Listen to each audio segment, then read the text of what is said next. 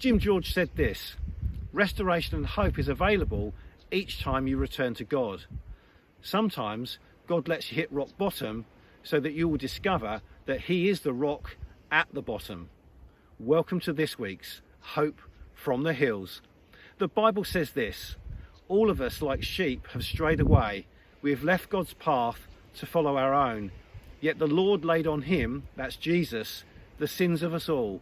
That's Isaiah chapter 53 and verse 6. Wandering, doing it my way, backsliding, or simply being on the run, whatever you call it, and if these opening words resonate in any way with your heart, then you'll know that you haven't been walking the paths of this life with the God who loves and created you. How on earth then do you return? What do you do when you know you've been away for so long? And is there anything you or I could ever say to make the one who made you love you again? Perhaps it's guilt or shame over the choices you've made, a relationship you've left or destroyed, a hurt you've committed, division you've caused, or even something so bad you exist incarcerated physically or bound by self-imposed emotional and spiritual chains of loss, regret, self-hatred, guilt or shame.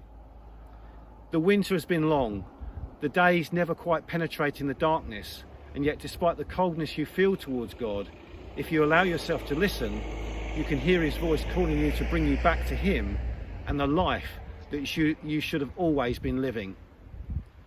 No one is too lost or distant, broken or too far gone for God's rescue or return. The extent and wonder of his unconditional love and grace is more than enough wherever you are and whoever you might be. He is the God of the impossible, the unfathomable, the indefinable and the indescribable, saving and bringing back all who seek and desire a return to him. No amount of passion, time and energy devoted to doing good will ever remove the stained, saturated slate that accounts for all that we've done, nor the secrets or lies, or the shameful thoughts and acts that reside in the dimly lit corners and recesses of our hearts. Our only hope is Jesus, because he alone is enough. His goodness is enough. His mercy is enough. His body hung upon a cross is enough, where sorrow and love flow mingled down to each and every one of us, wrapped in an all-consuming grace and love gift called freedom and salvation, making the impossibilities of a return possible to the very place where we belong. For it's by grace you've been saved through faith, and this is not from yourselves. It's a gift of God, not by works, that no man should boast. That's Ephesians chapter 2 and verses 8 and 9. God knows the very extent, condition and state of your heart.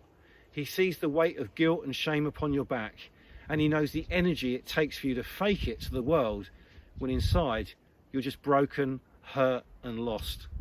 But the very one who placed the stars in the sky and calls them by name, the one who calms the storm and moves the mountains, created you to be closer than anything else with him, finding a peace, purpose, reason and joy in order that you are never outside, orphaned, abandoned or alone again. The sacrifice you desire is a broken spirit. You will not reject a broken and repentant heart, O God. That's the cry of the psalmist from Psalm 51 and verse 17. The very thought of returning then is never easy. Stubbornness will try its uttermost to continue choking the airways of a God-breathed life. Temptation will parade the easy access of its wares along the roadside of that journey back. And pride will provide the pop-up red light that says, this far and no further. But rescue, redemption and return are heralded by humility when we accept and acknowledge that none of us are enough, because only he can make us enough. Hope and beauty is found in the knowledge that a broken spirit and a remorseful heart is something that the all-powerful, all-knowing and all-seeing God does not despise, but reaches out by his own arm in love to fully embrace. I came that you may have life, and life in all its abundance. That's Jesus' own words from John chapter 10 and verse 10. So today, God's arms are wide and open to accept you right where you are, to forgive you and restore you to the life he has always purposed and planned for you.